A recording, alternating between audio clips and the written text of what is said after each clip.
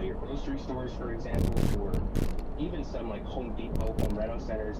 Those cedars are going to be coming from the West Coast, from nurseries in Oregon or Washington or BC, where they can grow them faster, grow really cheap, but then they don't really have that cool hardiness that a native Ontario-grown cedar would have. Oh, I love cedars. I saw my first cardinal at the top of a tall cedar one day. Thanks for that question, Catherine. We've got Stella on the line right now. Good morning, Stella. Good morning. My question is about trimming trees on the property line when it's not your tree. We all love trees, but we all don't really appreciate neighbors who plant trees right along the property line, and then we inherit all the foliage and tree branches on our side. So I want to respect the tree, but I don't want to kill it. So I have another neighbor who's actually trimmed a whole orange blossom literally on the property line. And I don't want to kill my neighbor's tree. Okay, that's a great question. I'm sorry, I missed your name there. That's Stella. Stella. Okay, there we go. Thank you. So, Stella, really good question. This is actually something that went all the way up to Ontario Superior Court. So that's like our provincial version of the Supreme Court back in the early 2010s. Big discussion on this. Who owns a tree when it's on the property line? If part of a tree crosses that property line, you are within your rights to prune it. But bearing in mind that can sometimes be a sticky wicket for neighbors, and you have to live with neighbors just like you have to live with their trees.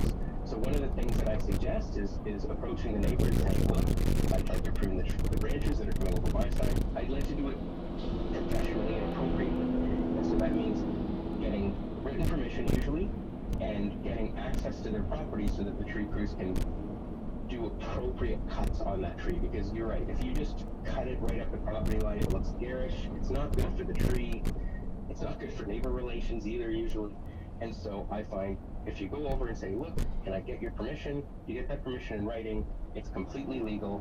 And even if you do it at the property line, that is legal, but not necessarily the best approach. So get permission and hire an arborist to do the fine work there. Right, and thank you for your question, Stella. We've got Taya on the line. Good morning, Taya. I understand you have an issue with a large spruce tree. Yeah, good morning. Two large blue spruce, very mature looking. We just moved in before Christmas into this place, and we noticed that the lower branches had all died, but the top quite a bit more, half maybe looks healthy still. We noticed that the previous owners had laid down sheets of plastic all the way around out to the drip line, I suppose to keep weeds away, and we thought that might be spoiling the moisture intake. So we ripped all that out. Thanks. And one of the two trees seems to be getting little sprouts coming out lower down on the trunk now, as if it was trying to revive.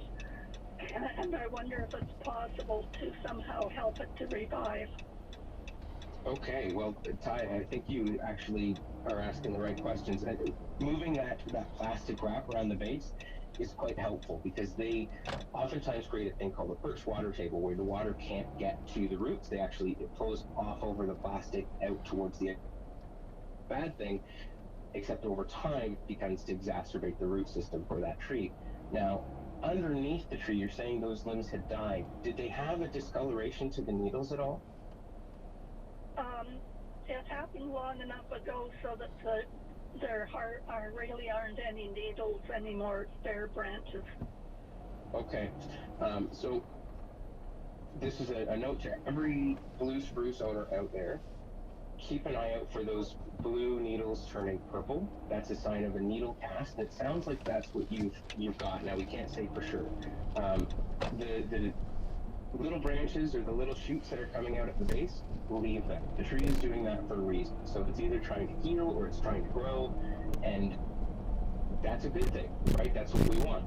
The branches that are dead, I would encourage you to remove them. It's one of those aesthetic things.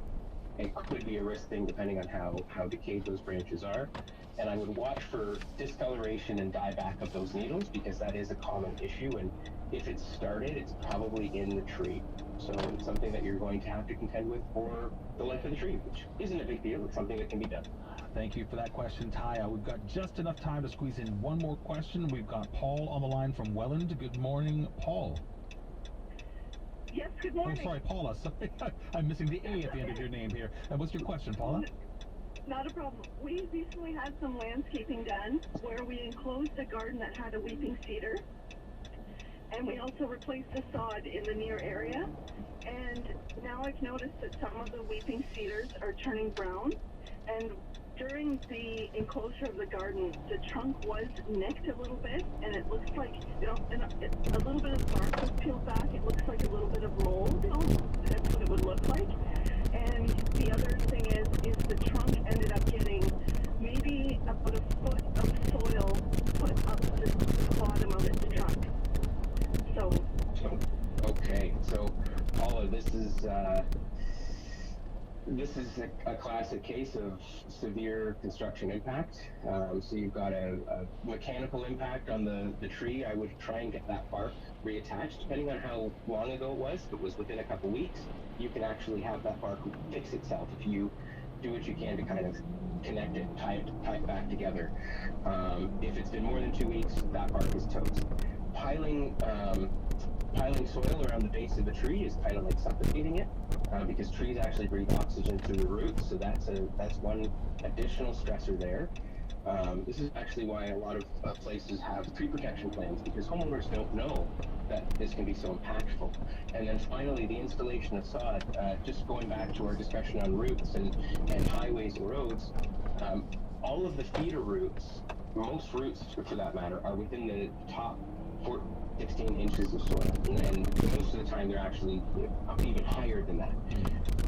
Once you go to install sod, you're going to be taking out 2 to 6 inches, and you're going to see the majority of those feeder roots get impacted. And if, it's one thing to lose one cul-de-sac, but if you lose access to all the cul-de-sacs, all the residential roads, there's going to be a backup and a dieback in the tree. So it's a Kyle, really, well, Paula, first of all, thank you for your question. Kyle, thank you so much for taking on all of these questions. Great job as always. Thanks for being here. That's my pleasure, Smiler. Thank you so much. Kyle McLaughlin is a board-certified master arborist and owner of Ironwood Arboricultural Solutions. We reached him in Burlington. That does it for our show today. Any questions, comments, email freshair@cbc.ca. World Report's coming up next with Anis Haidari. Talk to you tomorrow.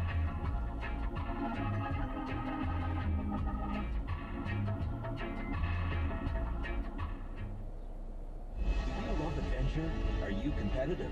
And do you like to have fun? Then we have a once-in-a-lifetime experience for you.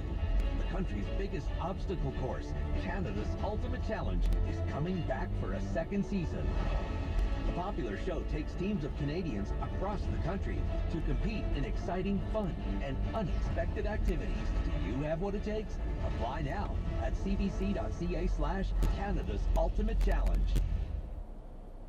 Canada's top judge believes that our justice system is at risk of anarchy. Richard Wagner, Chief Justice of the Supreme Court, says that the lack of judges and delays in court could put democracy in peril. Chief Justice Wagner joins Catherine Cullen on the House after World Report.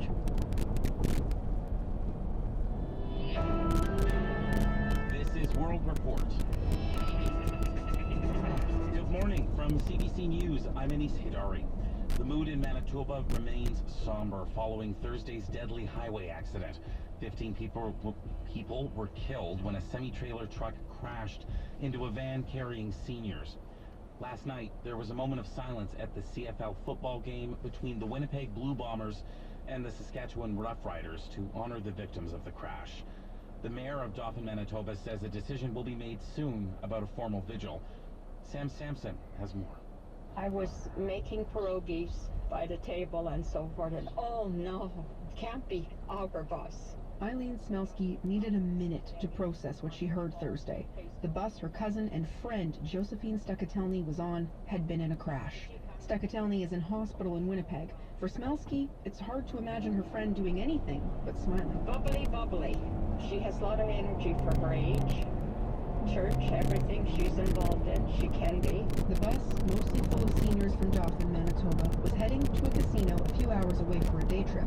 It was almost there, just needed to cross the Trans-Canada Highway, but it ran into a semi-truck heading east. The investigation is still ongoing with lots of work to do. Mounties say the semi's dash cam footage shows the bus entering the road when it did not have the right-of-way. Superintendent Rob Lasson is with the RCMP's Major Crimes Division in Manitoba. We are not assigning culpability or laying any blame at this time. We are merely stating the facts as we know them. Medical examiner investigators are still working to determine the identities of those who were killed and the causes of death. Both drivers lived. RCMP say the semi-driver is helping with their investigation. Police have not spoken with the bus driver yet. He's still in hospital. Sam Sampson, CBC News, Dauphin, Manitoba. Some 2,000 residents in northern Quebec are preparing to return home tomorrow after being forced out of their homes by forest fires. Residents in Le Berceau-Quévillon have been under an evacuation order for the past 2 weeks. The town's mayor says to expect a detailed plan on re-entry tomorrow, but essential workers will start going back today. That's to make sure services are available for when people arrive. For example, at the local hospital and grocery store. However, the mayor says the situation could change because of the in the area. The U.S. is sending Canada some military technology to help us manage our wildfire crisis.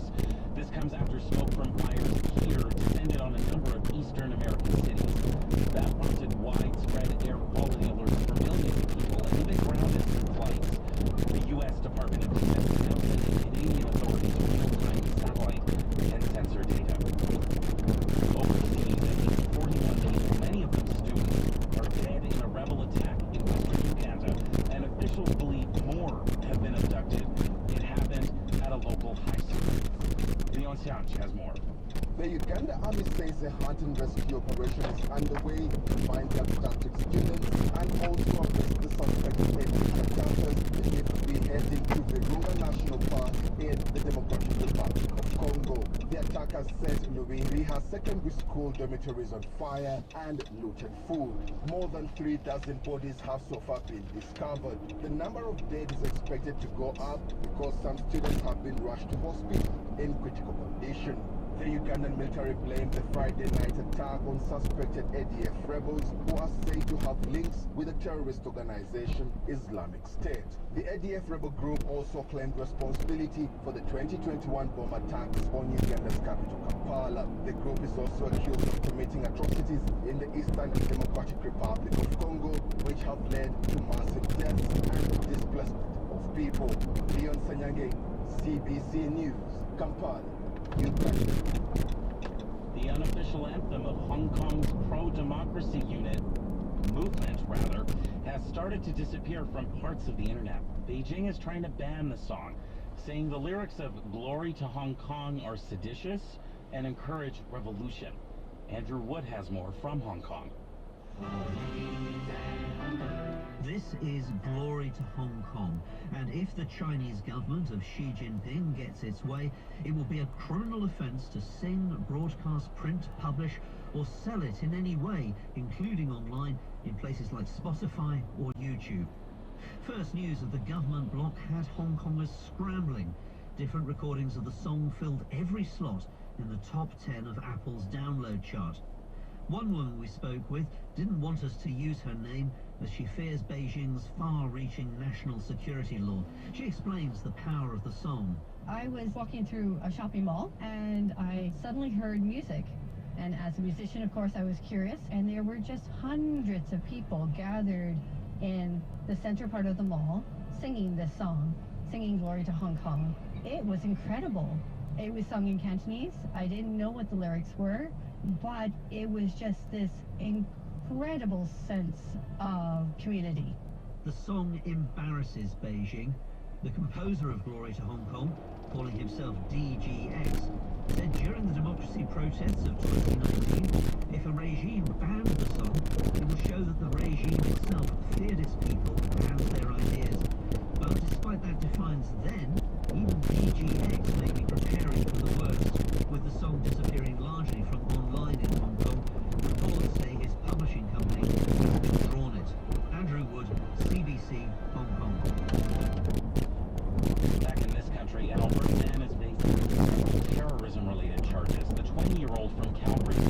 court yesterday on 2 counts of facilitating terrorist activity.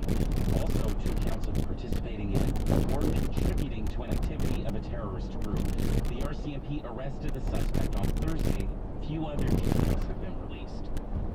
For months, the cost of groceries has been increasing for Canadians, and it's also been the subject of debate on Parliament Hill. A parliamentary committee tried to zero in on why food prices are rising higher than the inflation rate. This week, it issued its final report and recommendations. Nisha Patel has more. Despite